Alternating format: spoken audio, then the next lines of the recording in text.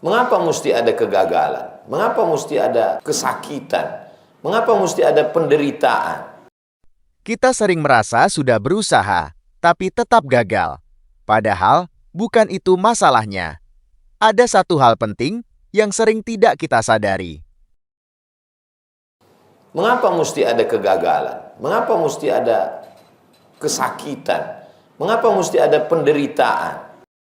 Dalam sebuah ayat, dijelaskan mengapa manusia diberi kegagalan dan tidak selalu diberi kemudahan. Allah berfirman dalam surat Al-Mu'minun ayat 75. Walau rahimnahum wa kashafna ma bihim min durrin lalajju fi tughyanihim ya'mahun.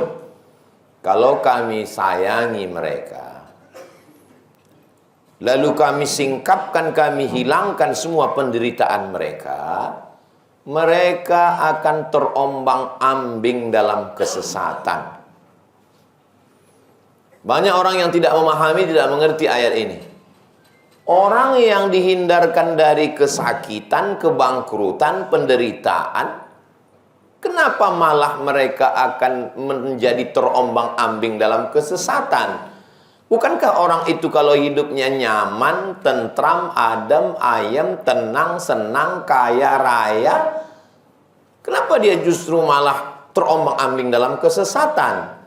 Sampai akhirnya berita itu di depan mata kita, apapun media sosial yang kita buka, kita baca, menampilkan orang-orang yang secara ekonomi mapan, secara kehidupan tenang, rezeki berlimpah, tapi tidak menemukan kepuasan hidup.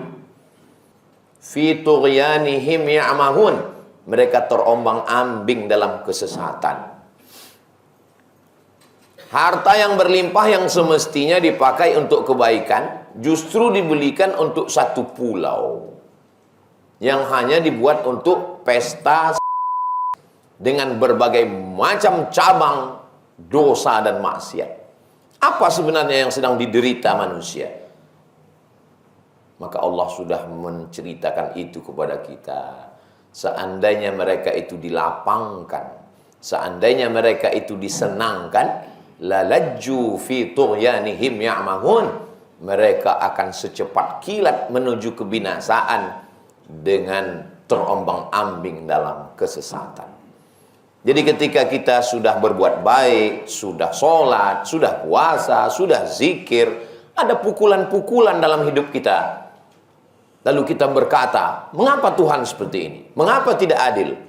Sebetulnya kacamata kita terlalu tebal untuk membaca keadilan Tuhan. Sebetulnya Allah sayang dengan kita. Allah buat itu, kebangkrutan, ditipu orang, penyakit, padahal sudah berusaha, makanan-makanan yang halal, 4 sehat 5 sempurna, untuk menunjukkan bahwa memang kita tidak berdaya. Dan dalam Islam, kita tidak melawan Allah, kita cepat beristighfar. Apa dosa saya? Saya tidak berzina, tidak minum khamar, tidak mabuk, tidak LGBT. Apa dosa saya? Ketika kita mengaku tidak berdosa, itulah dosa kita. Kita sedang merasa diri kita bersih, padahal yang bersih hanya Allah. Subhanallah. Kita merasa larut dalam pujian, padahal yang layak dipuji hanya Allah. Alhamdulillah. Kita merasa diri kita besar, padahal yang besar hanya Allah. 3 kali kita ulang. Allahu Akbar. Setelah itu dalam iftitah, Allahu Akbar kabira. Yang besar hanya Engkau. Sebagian orang bisa salah memahami keadaan ketika hidup terasa berat, padahal sudah berusaha dengan baik, hingga akhirnya muncul pertanyaan, bahkan keraguan. Lalu, apa yang sebenarnya terjadi? Ada orang-orang yang baik, akidahnya benar, ibadahnya penuh, berakhlakul karimah, sopan santun. Tapi kenapa dia susah? Melihat fenomena ini banyak orang yang ragu tentang Tuhan. Akhirnya lambat laun dia merasa dirinya hampa. Kita ketika mobil kita rusak, kita begitu rendah hati membawanya ke bengkel. Handphone kita rusak, kita serviskan. Kita tidak merasa mampu untuk memperbaikinya. Tapi kenapa keyakinan kita rusak, kita betulkan sendiri? Kenapa kita tidak mempercayai ulama? Padahal itu memang spesialisasi bidang hidup mereka. Kita pikirkan sendiri, kita baca sendiri, kita terjemahkan sendiri, kita renungkan sendiri, kita nyasar beramai-ramai karena pemikiran kita posting kepada orang lain. Padahal sebetulnya kita sedang salah berpikir, salah bicara, salah berbuat, salah membuat keputusan, salah melakukan sesuatu, berawal dari salah berpikir. Lalu kenapa orang-orang yang baik itu hidupnya tidak sesuai ekspektasi? Justru Allah sayang kepada mereka.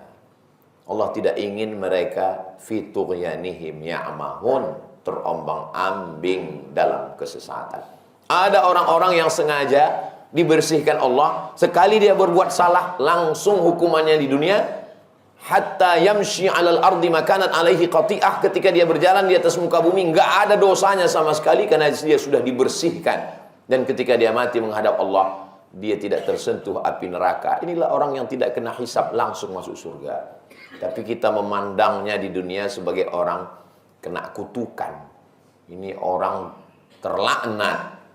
Islam datang bukan membuat hidup kita menjadi senang, tenang, kenyang, lenang, adem, ayem, tentram. Islam merubah cara pandang kita melihat ujian. Dulu orang kalau ada penyakit berarti dia terkutuk. Tapi setelah Islam datang, ma yusibul mu'min min nasabin wala wasabin wala saqamin yashtakuha. Ada orang yang sakit, gundah gulana, susah hati, bahkan duri menusuk tapak kakinya. Illa kafarallahu anhu biha sayyi'atu. Sesungguhnya itu cara Allah untuk menghapuskan dosa-dosa. Kita husnuzon pada Allah. Mungkin saya salah, mungkin saya silap, mungkin saya angkuh, mungkin saya sombong. Lebih banyak melihat ke dalam. Tuba liman syaghalahu aibuhu an uyubin nas. Berbahagialah orang yang sibuk memikirkan aibnya, cacatnya, dosanya, sehingga dia tidak sempat memikirkan cacat orang lain.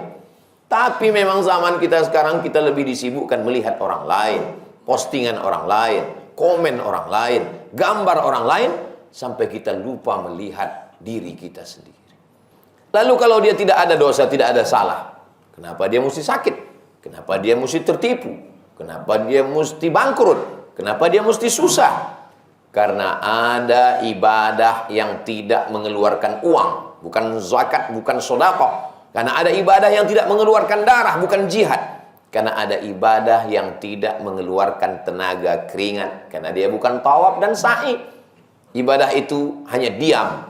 Ibadah itu bernama sabar. Dan orang yang sabar, innama yuwaffas sabiruna ajrahum bighairi hisab. Allah akan memberikan balasan orang yang sabar bighairi hisab, unlimited, tidak ada yang bisa menghitung balasannya.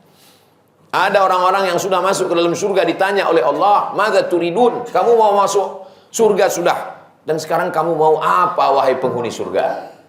Penghuni surga menjawab, "Kami sudah dapat semuanya, hanya satu yang kami belum. Ridhaka, kami belum dapat ridhamu. Kami belum dapat satu ya Allah, ridhamu." Kata Allah, "Ridhaku hanya diperoleh oleh orang yang ridha menerima takdirku. Ridhaku hanya didapatkan oleh orang yang menerima segala ketetapanku." Menerima ketetapan Allah adalah jalan menuju hati yang tenang.